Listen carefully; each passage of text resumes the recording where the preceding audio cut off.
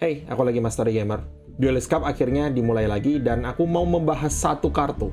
Satu kartu baru yang mengguncang meta dan paradigma deck building. Dan kalau kamu nonton ini nggak pas Duelist Cup, saranku adalah di close kemudian nonton lagi ketika Duelist Cup berikutnya. Kamu tahu maksudnya UR baru keluaran Flame of Fury.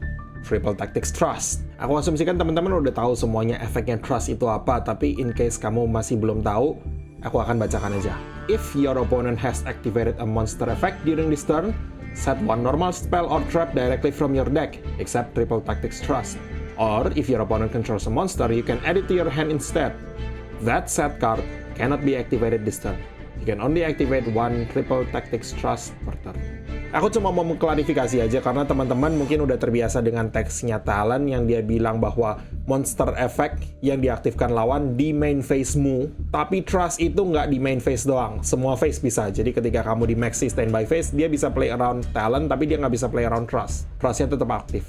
Pertanyaannya sekarang adalah targetnya Trust itu apa aja yang bagus? Well, ada 3 kategori besar, nanti kita akan bahas satu persatu. Yang pertama dan yang paling gampang untuk diingat adalah Triple Tactics Talon kalau lawan mengaktifkan efek monster di main phase-mu. Ini terutama lebih berguna kalau kamu go second atau kalau misalnya lawan pakai Bestial gitu punya monster, kamu tarik Talon, kemudian kamu bisa pakai entah efek reveal-nya, entah efek draw 2-nya, terserah.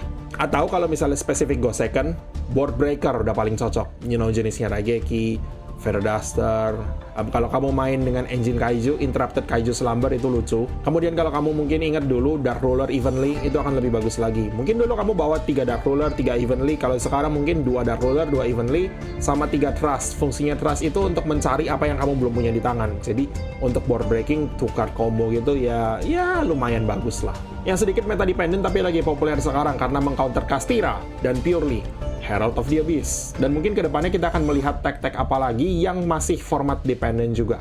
Kalau teman-teman punya ide apa targetnya Trust yang format dependent, tulis di komen. Masih tentang aplikasinya Trust untuk Go Second, kategori kedua adalah Starter. Starter dalam bentuk spell.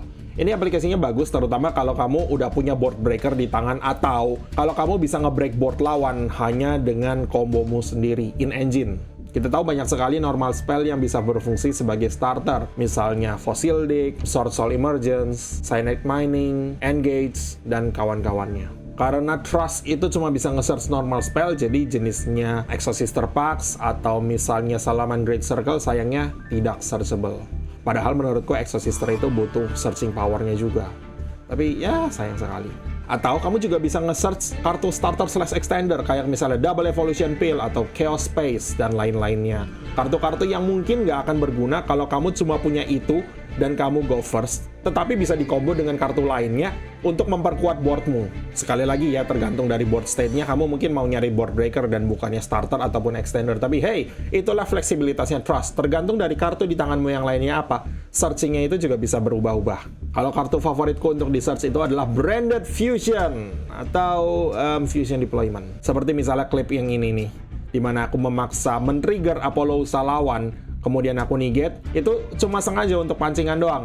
Karena ketika aku punya Trust, aku bisa tarik Fusion Deployment, kemudian langsung bikin Mirror Jade. Jadi ya butuh kreativitas untuk mengetahui target Trust. Atau itu tadi kan kalau kamu menggunakan Trust untuk nge-search normal spell. Gimana kalau kamu menggunakan Trust untuk nge-search monster? Pakai apa? Pakai Small World. Kamu bisa transmutasi kartu monster apapun di tanganmu menjadi monster apapun yang lainnya. Bagi tambahan aja untuk kategori starter ini, kamu juga bisa nge-search spot kalau kamu mau. Misalnya kamu nge-search Prospi, kemudian kamu Excavate 6, atau Desires, Draw 2, atau kamu cari Duality untuk deck-deck yang nggak butuh special summon-nya. Walaupun aku nggak nyaranin kamu nyari Duality karena deck apa sih yang nggak butuh special summon sekarang? Kecuali kalau kamu mainnya Fluanderis nuts. Tapi kalau kamu main Fluanderis di zaman Kastira, aku harus salut karena burungmu cuma akan dimakan sama Gundam gede ini. Yang jelas apapun kasusnya jangan cari Extrav karena Extrav harus dipakai di awal main phase 1. Tapi itu kan aplikasinya Trust untuk go second. Entah board breaker atau starter. Kalau kamu go first gimana? Kamu kan nggak akan bisa narik spell kecuali kalau lawannya pakai Bestial atau pakai Gamma. Dan inilah kategori ketiga kita. Set trap untuk go first. Trap apa aja yang bisa di set? Kalau kamu bingung mau ngeset trap apa, kenapa nggak ngeset di barrier aja?